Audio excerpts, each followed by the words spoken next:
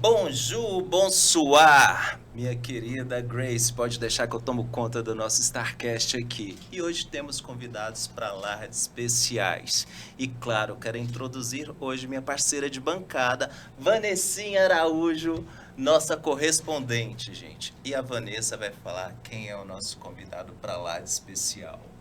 Marcelo Gomes. Fiquei descobrindo hoje, gente, inclusive, que eu sou a pessoa do glamour desse Starcast. Fiquei muito feliz, Marcelo. Obrigada, viu? É uma honra Seja e um prazer bem-vinda! dividir com você. Grace lá em Paris, Muito fina, né? Grace. Gran finíssima, tava lá na Louis Vuitton e na Gucci, agora mais cedo. Eu vi o stories dela. Falei, gente, que é isso? Que gran fina.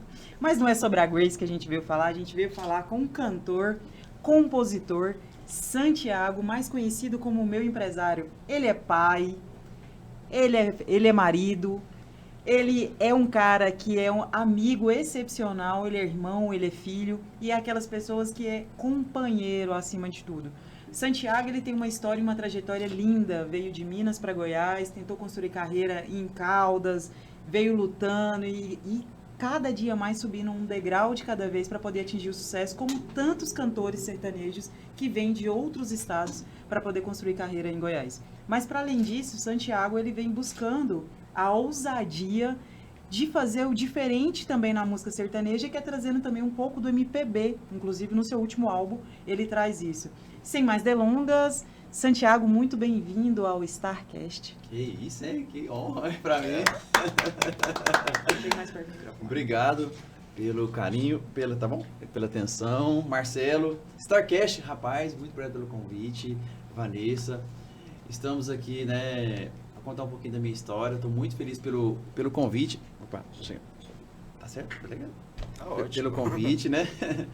E Podcast Goiás, todo o pessoal da produção, como eu estou muito feliz aqui de estar com vocês, para poder estar cantando para vocês, contando um pouco da minha história para vocês.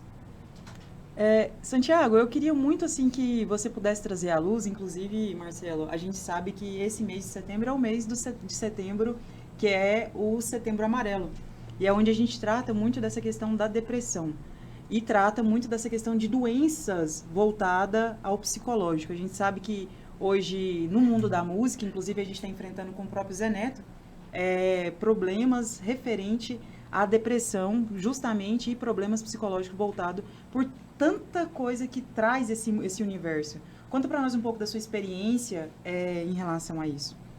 Olha, é um assunto assim meio complexo de falar, mas ao mesmo tempo muita gente tem medo de falar sobre o problema, né? E é uma coisa que a gente não pode esconder, temos que falar, porque existem milhares, milhões de pessoas com esse problema, né, Vanessa e Marcelo? Porque hoje em dia as pessoas existe uma vida no Instagram, né, que posta ali que as pessoas vivam a vida que não é verdade, às vezes, muitas das vezes, só para poder ter likes e visualizações, né, em cima disso. Eu vou falar um pouco da minha história. Eu tenho mais ou menos, eu estou com 36 anos de idade. O problema da minha ansiedade, ela começou aos 19 para 20 anos, né? Quando eu comecei, eu fui criado em Boa Esperança, logo comecei a minha carreira em Lavras, que é sul de Minas, uma cidade de 80 a 100 quilômetros de uma da outra. E eu comecei um relacionamento, e era uma vida muito corrida. Comecei a fazer umas festas, comecei a dormir errado, alimentar mal, e começou na era ali, mais ou menos 15, 16 anos atrás, uns 15 anos, eu tô com 36, 19, uns 15 anos, 14, 15 anos ali, eu tive a minha primeira crise de ansiedade. Eu tava jantando, namorei, eu tava com um relacionamento já há 6 anos, e eu tava jantando normal, começou o peito queimar, tá, e pronto, a nuca começou a formigar, pressão subir, falei, gente, que é isso? Fui parar no hospital, pressão 20/10, batimento a 180, quase infartei, não sabia o que era aquilo, né? Aí ele começou meus primeiros passos de ansiedade, e não sabia que, na verdade, eu nem sabia o que era ansiedade naquela época, né? Nem os médicos mesmo, né, naquela época, falaram, deve ser alguma coisa que eu comi, algo do tipo, né? Beleza. E aí começou a se tornar repetitivo, né? Aquilo começou a ficar repetitivo, E aí eu comecei, o médico me encaminhou para um psiquiatra, né, para poder ver o que era realmente. Aí constatou que eu estava começando a ter uma crise de ansiedade, né, ali, muito forte. Já comecei a tomar vários remédios, né, Rivotril, que era muito forte. E isso dá um efeito muito... Parece que eu ficava doidinho. Quando eu não tomava, eu ficava tão bitolado, desculpa a palavra, que eu andava com ele na bolsa. Se eu soubesse que ele estava no bolso, eu estou beleza. Aí eu ficava, tranquilo. Se eu esquecesse ele em casa, podia correr para o hospital comigo, que você não está entendendo, não. Vanessa de Deus, Marcelo. Quando eu chegava a esquecer em casa, às vezes eu ia pro show, às vezes eu ia começar o show. Teve um show que eu fui fazer em Lavras, eu comecei a cantar, falei, cadê o remédio? Meu parceiro tinha dupla na época, começou a fazer o show e fui embora. Cheguei lá, tomei o remédio, pronto, aí voltei pro show. É tão psicológico que era. Só que foram vários fatores hoje, né, que foram fazendo eu chegar na ansiedade. Que meus pais são evangélicos, né, da igreja tradicional, e eu levava, e meu pai apoiava mais meu irmão, que era da igreja, e não eu. Então eu levava, aí eu fui descobrindo o porquê que eu estava tendo aquela ansiedade, né? Eu fui levando aquela mágoa do meu pai. Todo mundo que eu chegava, eu contava que eu, tipo assim, me passava de coitado. Meu pai não me apoiou, minha mãe não me apoiou, apoia meu irmão que é evangélico, e eu não, e eu fui levando aquilo para mim, aquilo me fazia mal para mim mesmo. Enquanto eu não perdoei meu pai e minha mãe daquilo, eu não melhorei. Isso foi aos 23, 24 anos de idade ali, aquela ansiedade foi ficando cada vez mais forte. Aí a psicóloga falou assim, você tem que... Aí eu fui contando a minha história para a psicóloga, ela falou assim, você tem que cuidar disso aí, você tem que perdoar seu pai e sua mãe. Você tem que se entender com eles. Enquanto você não resolver esse problema, você não vai ser feliz. Então, mais do que a medicação, a terapia te ajudou a tirar esses laços, né, para você poder seguir sua vida. Sim, mas demorei, depois dessa época, uns 5 anos para entender o porquê. Aí, beleza. Fui, conversei com meu pai, a minha mãe, perdoei eles, e vida que seguiu. Tranquilo.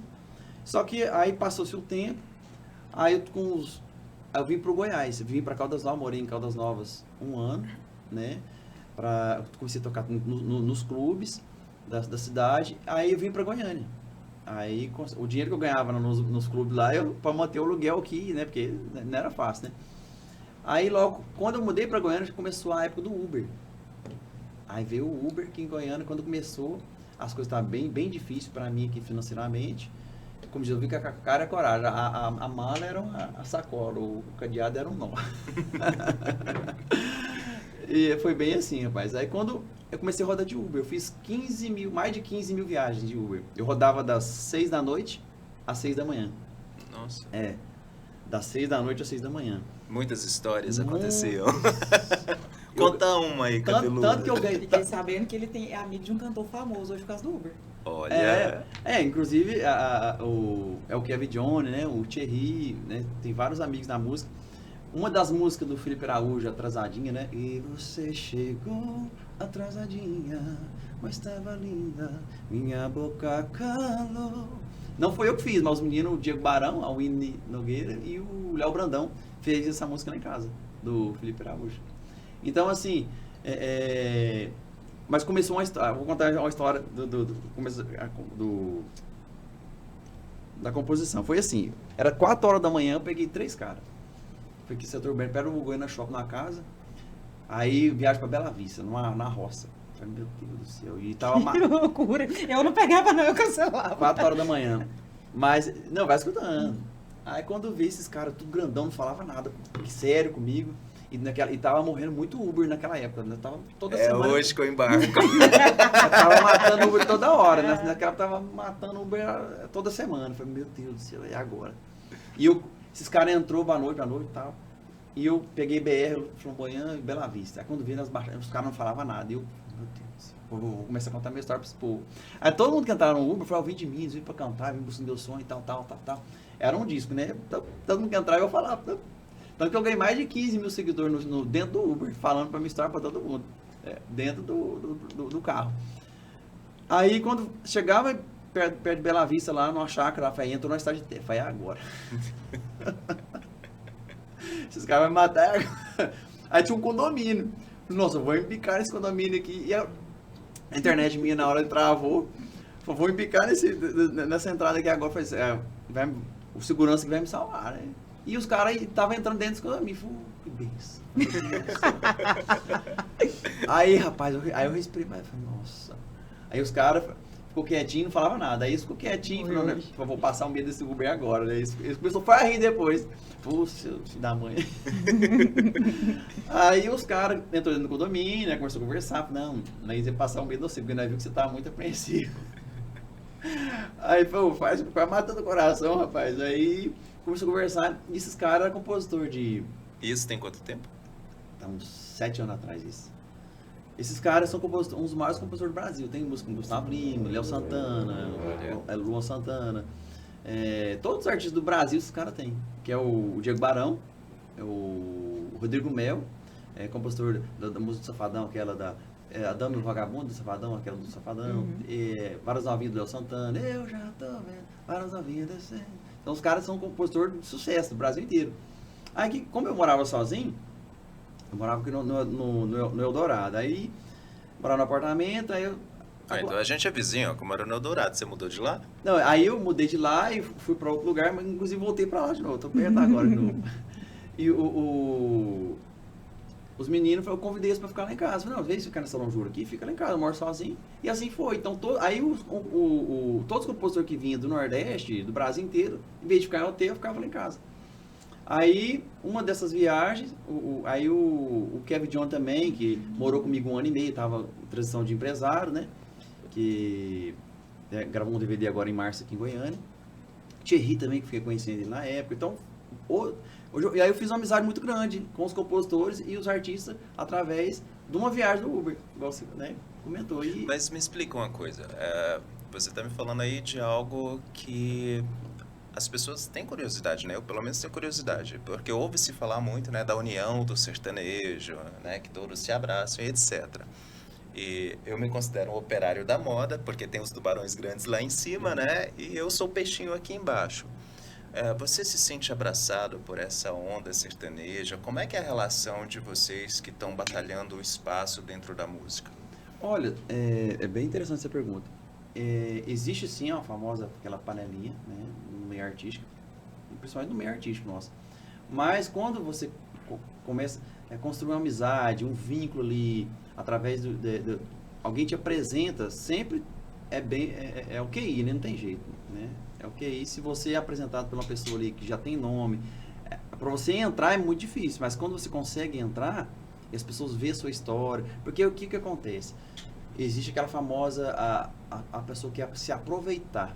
Que tem pessoas que têm um bom coração de chegar. Essa panelinha é lado bom e lado ruim. Por quê? As pessoas, ela quer... Às vezes, Marcelo, você tem um podcast e tal. Vou me aproximar dele porque vai me ajudar a me dar uma entrevista. Ele tem um evento lá e pode me colocar lá. Tem gente que é maldoso, que quer poder tirar você do lugar que você está. Você entendeu? Ou te queimar, apesar que ninguém te tira, porque a tua estrela, cada um tem sua estrela, né? Na verdade, às vezes não tira, mas prejudica, né? Então, assim, nesse mundo hoje, que é o mundo que a gente chama do show business, ele é um mercado que muita gente acaba, inclusive, sofrendo grandes depressões e grande dificuldade, porque você entra ali e você acha que é tudo lindo. Então, tipo assim, quem vem do Paraná, vem do Rio Grande do Sul, vem de São Paulo, vem do Nordeste para Goiânia, cheguei ali, eu vou fazer sucesso. Só que aí, às vezes, você vai tentar tocar num bar como... Vamos pegar um bar de renome, como é o Alabama. Cara, tem mais de 400 pessoas esperando numa lista gigante para poder tocar lá. E eu fui uma delas.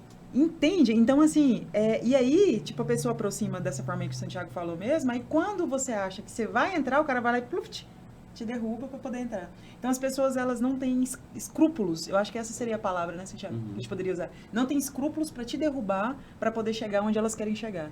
E aí, isso é muito do caráter humano, porque não é todo mundo que é assim. Existe um monte de gente que é gente do bem, que tá ali disposta a ajudar, que tá ali para trabalhar junto, né? E aí, eu me fico uma questão, Marcelo, eu acho que seria até interessante você trazer isso também do meio da moda. como que é para o homem assumir o adoecimento psicológico, principalmente no meio dos modelos e modelos que você sempre trabalhou dentro desse campo, porque é uma pressão também que sofre da mesma forma que o mundo da música, né? Porque essa pressão de aparecer, essa pressão de estar presente, de estar ali bonito o tempo todo e estar rindo o tempo todo. Olha, é engraçado você perguntar isso, porque hoje, eu conversando com uma amiga, a gente basicamente é a mesma geração, e eu brinquei, né? Eu falei que assistindo a um documentário que todo mundo está falando aí, eu me identifiquei com várias afirmações, verdades que eu vi dentro desse programa. Porque muitas vezes nós passamos por um assédio moral, né? Assim, essa imposição de você ter medo de perder a oportunidade, porque você depende daquela pessoa, daquelas pessoas, para você estar dentro de determinados trabalhos.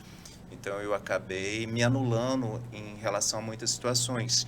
E talvez para eu ocupar hoje o espaço que eu tenho hoje, a primeira coisa que eu olho é como eu estou tratando essas pessoas. De repente, no início, eu repeti muito do que eu sofri, mas pela minha inabilidade, pela minha juventude, pela minha falta de experiência mesmo.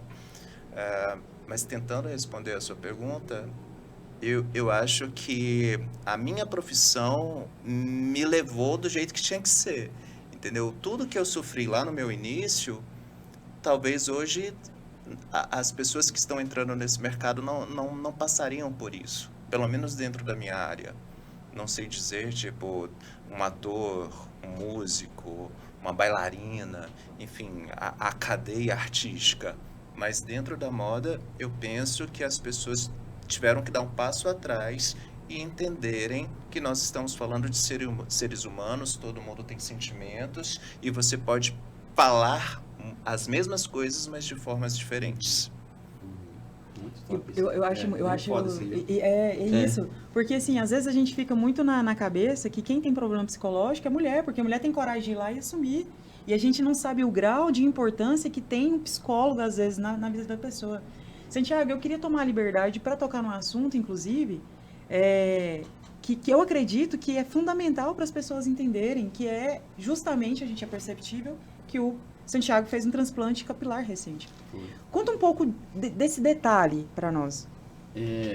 Tipo assim, hoje faz 3 semanas, né, que eu fiz o transplante capilar. E eu ia até trazer o boné, acabei esquecendo, né, para simbolizar o que muita gente esconde atrás de um boné, de um chapéu, de uma roupa, de um calçado, de uma vergonha que a pessoa tenha, de algum preconceito que ela passa, né? Que hoje em dia as pessoas estão muito, igual a gente falou sobre Instagram, né? Tudo tem que estar perfeito, todo mundo tem que estar, né? Aquele famoso, né? O rosto quadrado, boa, questão, né? O que o pessoal, que a sociedade está impondo aí? E eu vou falar de mim. Foram aos 19 anos, devido àquela ansiedade, depressão que eu tive lá atrás, eu tive uma queda muito grande de cabelo. Uhum. E às vezes eu ia cantar numa rodinha assim, sempre tinha alguém que queria tirar meu chapéu. E teve um desses shows que eu fui fazer, eu senti no cantinho meu, alguém foi lá e puxou meu chapéu. Aí viu um pouco da minha calvície. Aí rapaz, aquilo me deu um... Te desconcentrou. Nossa, né? Sempre tem alguém. O careca ali, isso o quê? Começou a me humilhar, sabe? Aí, tipo assim, eu vi que algumas pessoas ficou com aquilo uns relevou e outros, tipo assim, tipo zoando, né? E eu levei aqui pro meu coração e aquilo me marcou durante mais de 15 anos da minha vida. Tanto que a ansiedade, a depressão, que eu tive mais forte até do que... Aí eu tive outra crise depois... Agora, há uns 5 anos atrás, muito mais forte. Fiquei uns 2 anos fazendo tratamento devido a esse trauma psicológico que a psicóloga descobriu que foi da calvície, da vergonha que eu tinha do boné. E eu ficar sem boné aqui, de jeito, você não conheceu, você sabe. Sim, e foi até interessante, porque assim que você chegou, inclusive um dos nossos diretores que estavam aqui, você comentou com ele, né? Foi. Sobre essa questão de que você está com essas casquinhas, com essas cicatrizes, para você é uma realização. Nossa, eu já estou muito feliz, só com aquelas casquinhas.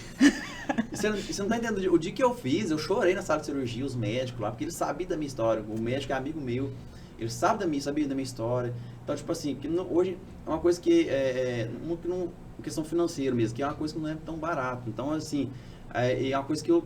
Não que eu não era prioridade, né? Mas a gente tem outras prioridades, a gente tem filho, é casado, tem muitos gastos. Então acaba que você... E tem inclusive umas fotos aí que tem você com seu filho, né? Tem. Com seu filho, com sua esposa. Mas, Santiago, eu gostaria de... Olha lá com Ó, o cantando, chapéuzinho. gente, tá com o já, ó. chapéu, né? Tá vendo? Isso aí é interessante, né? A esposa, Larissa? Larissa.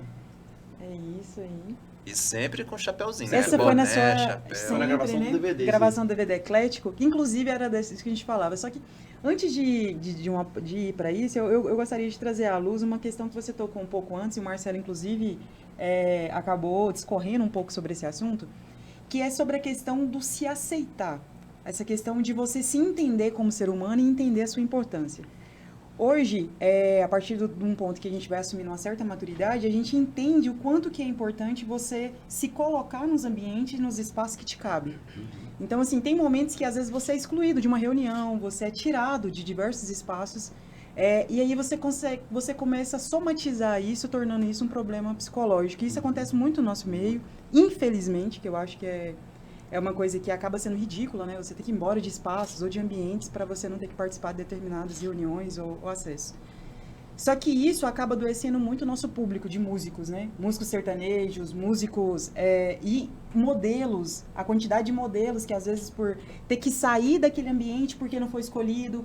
Então, assim, como que a gente pode ajudar, de fato, as pessoas a não somatizarem isso e assumir um grau de maturidade em que consiga levar isso com mais tranquilidade, né? Hoje eu digo o seguinte, aquilo que você é tirado, na verdade, é somente um propósito de Deus que vai te colocar em lugares muito melhores, né? O Marcelo, ele trazia aqui pra mim, a primeira vez que eu vim aqui no podcast, eu lembro que eu ainda não era nem repórter, não era apresentadora, ainda estava começando ali como videomaker, e através de alguns nãos, eu tive muitos sims, né? E esses sims, eles vão escalando a gente, né? Pra você, faz sentido isso? Nossa, você resumiu todo o contexto da história. Vanessa, eu fico até assim, me passa um filme na minha cabeça, me lembrando, né, de todo o sofrimento que eu passei. Existem vários preconceitos que a sociedade hoje tem, de muitas coisas, igual eu falei, a gente muito se esconde. Eu, no meu caso, eu me escondia atrás do boné, atrás de um chapéu, e às vezes a pessoa não tinha noção, aí eu tava rindo por fora, mas por dentro eu tava muito triste. Você não tava entendendo, se você me conhece, sabe como é que eu sou, como é que esse transplante capilar mudou a minha vida de uma tal forma, assim, a minha esposa vê, dá água pro vinho. Isso aí eu sei o tanto que eu sofri, sabe? Não foi fácil. Foi um sofrimento muito grande pra mim de poder ir num show e eu cantar nos lugares aí, as pessoas me zoar por conta de eu estar careca ali. E às vezes uma pessoa que é um pouquinho mais fortinho, ou às vezes a pessoa tem sei lá, eu quero pôr uma roupa assim, ela sempre esconde atrás de alguma coisa. E pra mim eu sofri muito, muito, muito. Eu ter feito esse transplante capilar foi a mudança assim, da minha vida. Me transformou. Só de eu estar com as casquinhas aqui, eu sei que vai crescer um dia, mas eu já estou feliz, né? E existem milhões de pessoas que têm, inclusive o meu sócio, na empresa que a gente tem, fez o transplante anteontem. E tinha o mesmo complexo que eu. Então, existe milhões de... Né, até conversou a gente no Instagram, a gente quer organizar, de fazer um trabalho de como as pessoas saírem de uma crise de ansiedade. Inclusive, o próprio Kevin Johnny mesmo, no dia do DVD dele, ele teve uma crise de ansiedade, ele estava muito ansioso. E eu descobri um médico, que ele é Dr. Antônio Marca Budi, ele é de São Paulo, um psiquiatra. Ele trata as pessoas não com remédio, mas sim com terapias, né, com respiração. E assim eu comecei mais ou menos 4 anos atrás, a acompanhar ele. E foi bem na época, aí veio a pandemia, aí parou o show tudo, aí a crise atacou mais ainda, porque a parte do financeiro caiu lá embaixo. Aí eu tenho carteira de caminhão, que eu trabalhei na parte do caminhão, eu deixava o caminhão no meio da rua e saía correndo para casa. Chegava lá em casa, eu ia infartar. Falei, cara, eu tenho que descobrir alguma coisa. Eu comecei a estudar sobre esse tema da ansiedade, que muitas pessoas, não sabem como sair. Aí eu comecei a investigar, eu comecei a ler livros, comecei YouTube, eu comecei a pesquisar mesmo de verdade como sair de uma crise de ansiedade. Aí eu fui descobrir. Aí eu disse Dr. Marca Budi através da respiração. Aí ele tem um exercício, foi assim comigo. Inclusive eu tava no hospital, foi onde eu conheci esse doutor. Me deu uma crise. Eu tava até o Diazepam na veia lá, para me acalmar. Aí eu falei assim, ó, pega, respira bem fundo e aperta com todas as suas forças a sua mão e se conta até 10. 1, 2, 3, aí eu contava até 10 e soltava. Faz isso pra você ver agora, só um minutinho, faz esses dois, faz isso bem, vocês vão fazer, vai ver assim, ó. Você vai ver o seguinte, você vai respirar bem fundo e segurar a respiração e contar até 10, vai. E aperta seus braços com todas as forças. 1, 2, 3, 4, 5, 6, 7, 8, 9, 10. Segura a respiração e solta. Tá vendo? Se você começa a sentir um alívio, tá vendo? Nossa, é verdade. Não é? Caramba, Marcelo. É que eu já sou muito calmo, eu vou dormir. Isso tá muito coach, esse papo. Não é? Mas realmente é isso mesmo. Isso, foi aí... por que a pessoa entra em crise? Porque ela começa a respirar errado, falta oxigênio no cérebro. Ela começa a entrar meio que em parafuso. O normal é a pessoa respirar pausadamente, né? Igual a gente quando era bebê. Só que a gente muda a frequência da respiração, a cardíaca. Então eu li muito sobre isso. Então, E me diz uma coisa, porque assim, tipo, depressão, ansiedade, né, que são temas, eu ainda acho muito polêmicos. Assim, Muito. parece que as pessoas têm muito medo de Tem. falar a respeito, né? sim, Muitos tabus, né? principalmente a gente que é homem mesmo, a pessoa tem às vezes preconceito de que machista, eu sou fortão, né? Rapaz. E assim, muitas vezes dentro de casa você não tem o apoio, né? Com os amigos, eles não conseguem te entender, assim. E eu imagino que possa existir até um afastamento, assim, não vamos convidar a pessoa não, porque assim, né, tipo, ela é problemática, então assim, trata como um problema e não entendem que de repente a pessoa precisa de uma ajuda, de uma atenção. Exatamente. Aconteceu em algum momento essa situação contigo? Dentro de casa, meu próprio pai, quando me viu em crise, ele chegou lá na casa da minha ex-namorada, quando eu namorava, ele viu dentro da cama e falou pra mim assim, não, isso é frescura. Aí o que aconteceu? Passou-se os anos, isso lá atrás, eu tenho que contar e acabei esquecendo. E passou-se 2 anos e ele foi lá me visitar. Quando ele deu uma crise nele. E quem foi no hospital com ele? Você. Eu. Deu uma crise. E lá dentro do hospital, meu pai quase morreu. Aí o médico falou, ansiedade. Aí meu pai sentiu na pele o que eu nunca mais ele tocou nesse assunto. Eu ia te perguntar se existe um momento assim que você sente que essa crise vai chegar, porque você disse que você estava em casa quando você teve a sua primeira crise. E eu tive, até hoje eu não sei que crise eu tive, mas eu tive enquanto eu estava voando. A aeronave ela deu uma oscilada, todo mundo sentiu o mesmo que eu senti, mas o meu ele só foi aumentando, chegou no ponto que eu comecei a querer estourar minha cabeça na lateral do avião, né? Então assim, aí faltava 15 minutos para a gente descer, eu não aguentaria esses 15 minutos, então assim, foi uma confusão dentro da aeronave. Aí eu sei que quando eu cheguei já tinha, né, aquele monte de aparato me esperando e tudo, mas assim, uma dor insuportável, e eu tava indo para uma festa, então assim, teoricamente não tinha nada para que eu tivesse esse tipo de ataque. E eu tive que esperar todo mundo descer. Meia hora depois chegou o SAMU do lugar onde eu estava indo. Fiquei embaixo de sol porque eu não podia ir pro saguão. Eu tive que aguardar no local e não dentro da aeronave, embaixo de alguma coisa. Quando eles foram aferir, eu tava lá assim, né?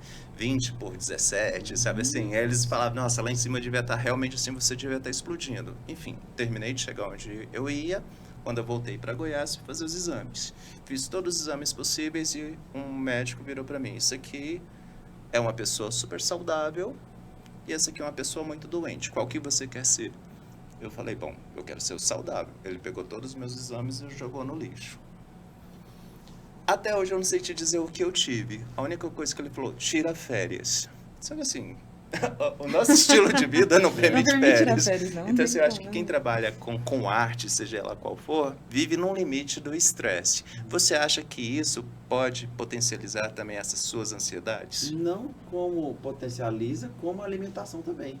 Eu falo por experiência própria. Eu ia chegar nesse ponto. Nessa questão lá que você estava no voo, o que acontece? A pessoa quando dá a crise, ela fica hiperfocada. Ela não consegue desligar.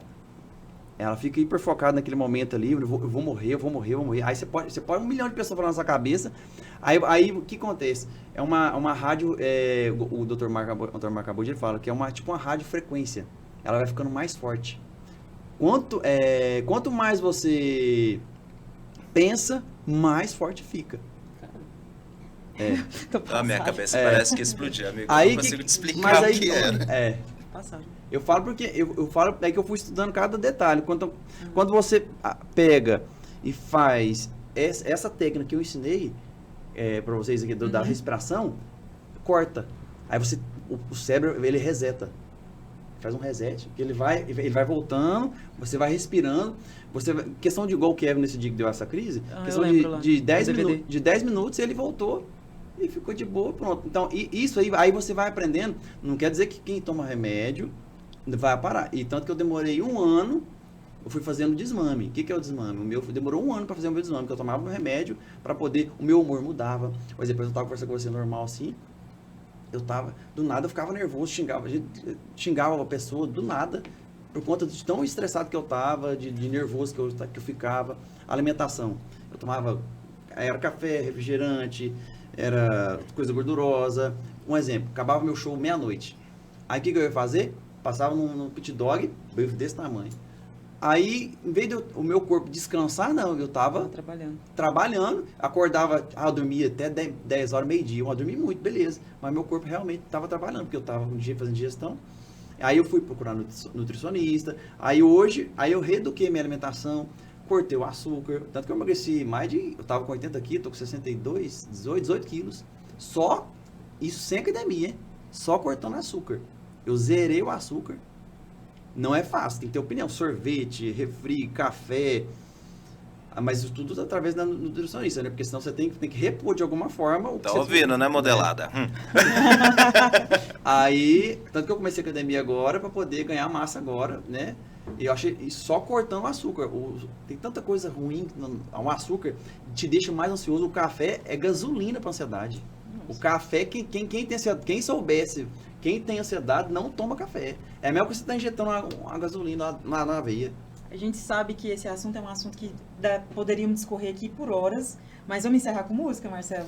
Então, a gente nem chegou a falar nas partes boas, né? A gente já teve muito assunto. Vamos ter que chamar o Santiago aqui na próxima semana, né? Tem tanta história pra me contar, menino do céu. Pra gente poder discorrer mais sobre, né? Inclusive, nas imagens que a gente vai vendo que a gente tem sempre o Santiago ou de boné ou de chapéu, né?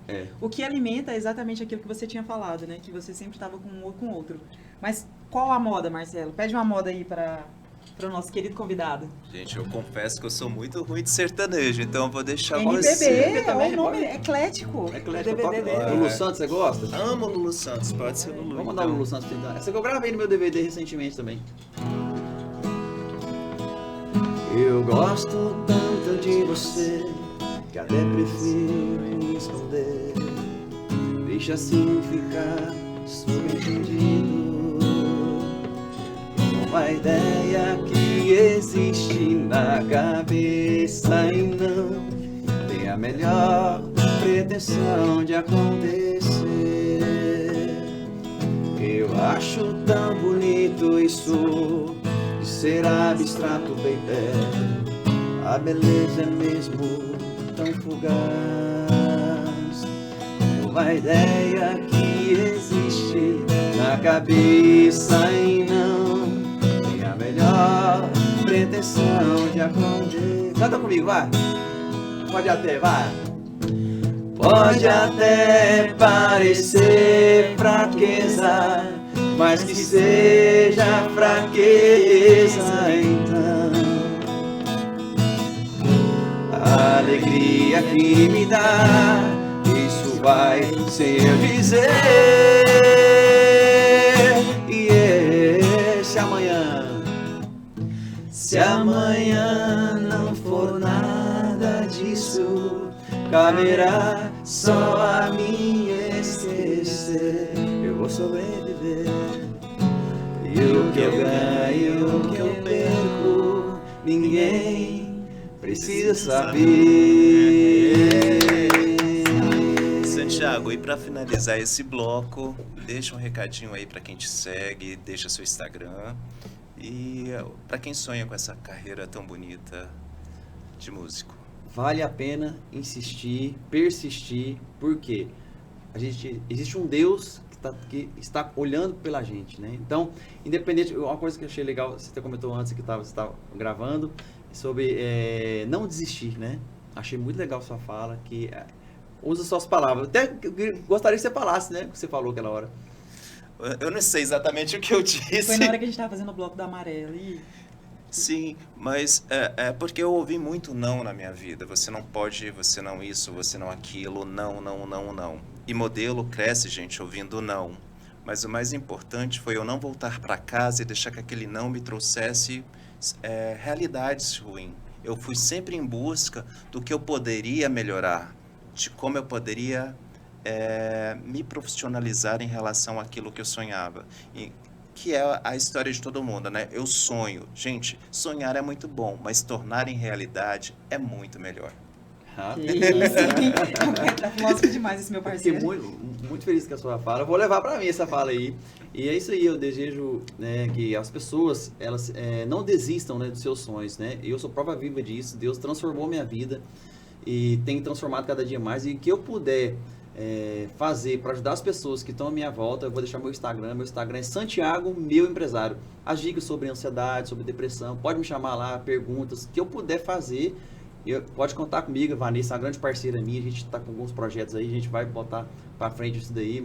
Quero agradecer ao Marcelo, podcast, Starcast, né? Isso. Estrelas. Muito obrigado aqui. pelo carinho, pela atenção. E vamos voltar outras vezes para a gente contar mais as histórias aí, né? Obrigado. Sim, seja muito, sempre bem-vindo aqui, Santiago. Eu fiquei muito feliz por ter aberto para me falar desse um problema que existe no mundo todo, né? Não é um problema que é só num canto, é no mundo todo, né? E quanto mais pessoas falarem sobre isso, Sim. talvez mais fácil para que as pessoas, não é que normalizem, mas que se identifiquem com a situação e procurem ajuda. Se não só a gente, eu acho que se todo mundo erguer essa bandeira e ajudar, porque eu vou contar uma história rapidinho aqui. Teve uma moça no meu Instagram, eu estava falando sobre Deus, ela estava para suicidar.